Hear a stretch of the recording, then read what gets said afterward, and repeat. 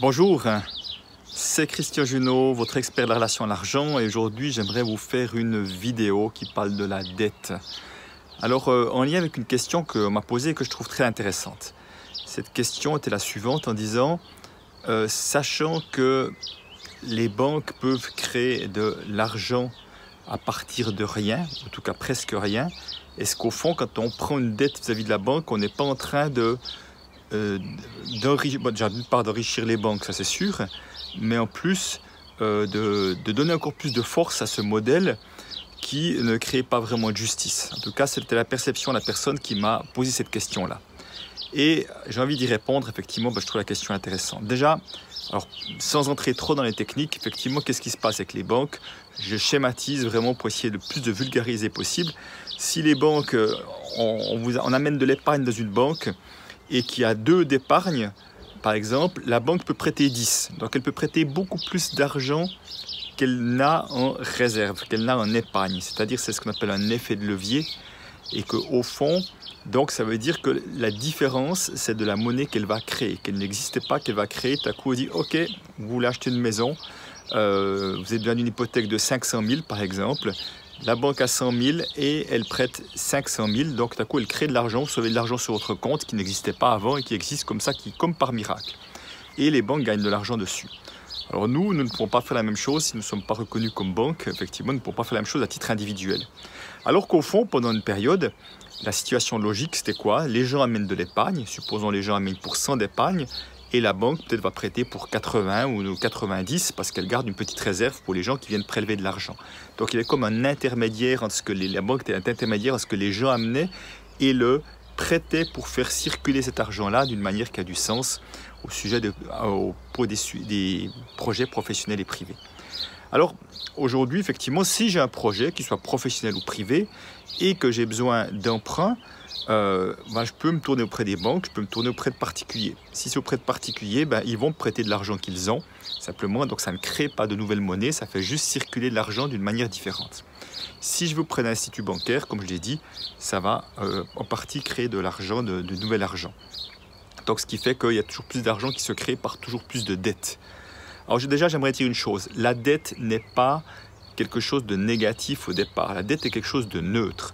C'est une possibilité d'endettement, donc de vous fournir, de pouvoir avoir de l'argent pour pouvoir utiliser ça pour un projet ou pour différentes choses. Pour certains, on voit c'est de la dette pour de la consommation. Moi, je suis ici devant chez moi. Sans la possibilité d'endettement, j'aurais jamais pu m'acheter une maison parce que je n'aurais jamais eu l'argent, ou en tout cas, ou peut-être à la fin de mes jours, pour pouvoir acheter une maison, alors qu'ainsi, j'ai pu en faire profiter ma famille, mes enfants, on a eu un bel espace de vie, un bel espace de confort, pour vraiment évoluer, en tout cas, et de manière très agréable. Donc, simplement, la dette n'est quelque chose de neutre, on peut l'utiliser au service d'un projet de vie, et grâce à la dette, on va pouvoir accélérer la création d'un projet de vie, donner même plus d'ampleur, ou un projet professionnel, qui ait du cœur ou pas, qui ait du sens de contribution ou pas d'ailleurs. Et également, la dette peut être utilisée pour s'enfoncer encore un peu plus dans une situation financière difficile, en allant consommer, en courant après les objets matériaux, le matériel en quelque sorte. Souvent, comme je dis, par compensation, on va commencer à consommer. Et au fond, là, la dette, on voit qu'elle est juste en train de nous enfoncer un peu plus profond dans une situation déjà compliquée, et plutôt que nous empêche, les possibilités d'endettement nous empêchent plutôt que d'aller voir qu'est-ce qui se joue chez moi, que je fonctionne là-dedans. Donc encore une fois, vous voyez, la dette peut être bien ou mal utilisée, comme un couteau peut être bien ou mal utilisé également. Donc, pour revenir à cette question-là, alors effectivement, là on parle de la création monétaire telle que les règles existent en ce moment, qui favorisent très largement les instituts bancaires. Et moi, le premier, je trouve que ce n'est pas juste, parce qu'il n'y a aucune raison qu'ils soient favorisés. Il n'y a aucune raison surtout qu'ils ne donnent pas grand-chose en contrepartie. Je trouve que l'équilibre en donner-recevoir n'est pas du tout équilibré. C'est ma perception, donc ce n'est pas la vérité, bien sûr, avec les instituts bancaires et la population en général, voire même l'État parfois en termes d'impôts. Alors après, est-ce que pour autant on doit complètement dire « Ah ben non, on renonce à tout endettement vis-à-vis d'un institut bancaire ». Alors personnellement, j'aurais envie de dire non. Pourquoi? Parce que oui, il y a peut-être des alternatives avec des privés. Peut-être qu'elles coûteront plus cher, peut-être pas, donc ça dépend, parce qu'il y a des plateformes aujourd'hui qui organisent des emprunts Par contre, les taux d'intérêt sont plutôt bien élevés, en tout cas, parfois. En tout cas, plus élevés qu'on pourrait avoir ailleurs. Parfois aussi, pas toujours. Mais je trouve super qu'il y ait des plateformes organisées qui permettent d'avoir d'autres alternatives que pendant longtemps, c'était uniquement ou la famille ou la banque. Là, maintenant, on voit qu'il y a des choses qui s'organisent et c'est tant mieux. Il y a des banques, pas beaucoup, peut-être qu'une banque éthique comme la Banque Nef, effectivement, qui reçoit de l'épargne et cette épargne-là, elle va le prêter à des entrepreneurs qui ont des projets qui ont du sens et des valeurs. Donc là, on revient à l'ancienne, ce qui pour moi est la manière la plus saine de faire cela.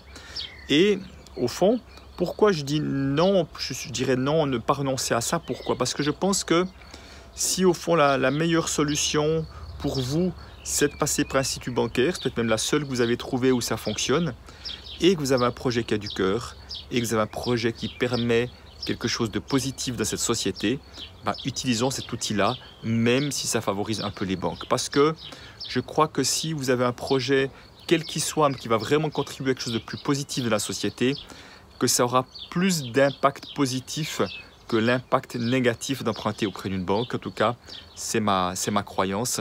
Comme on voit que l'amour a une énergie beaucoup plus élevée que toute autre chose négative et que l'amour, quelque part, surpasse tout ça, pour moi, c'est quelque chose du même ordre.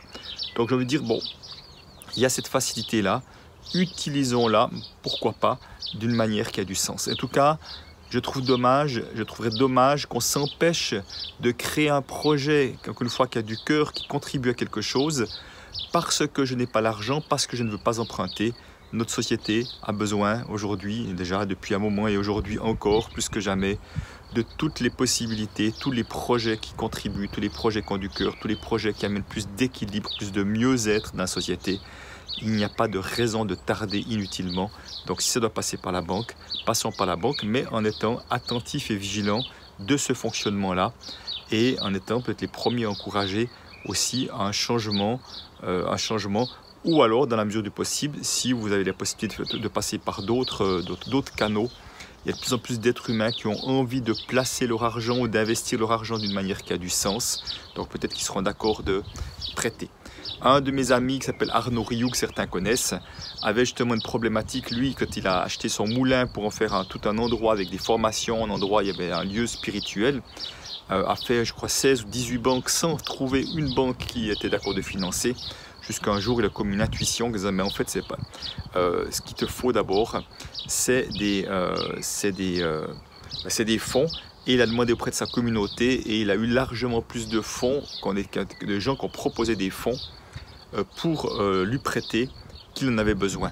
Donc comme quoi, vous voyez, plus on a des relations de qualité, bien sûr qu'il est assez connu, certainement c'était plus facile, mais au fond, plus on a des relations de qualité, plus les gens ont envie également de contribuer à vos projets. Donc je vois que c'est le cas également avec le crowdfunding et tout ça.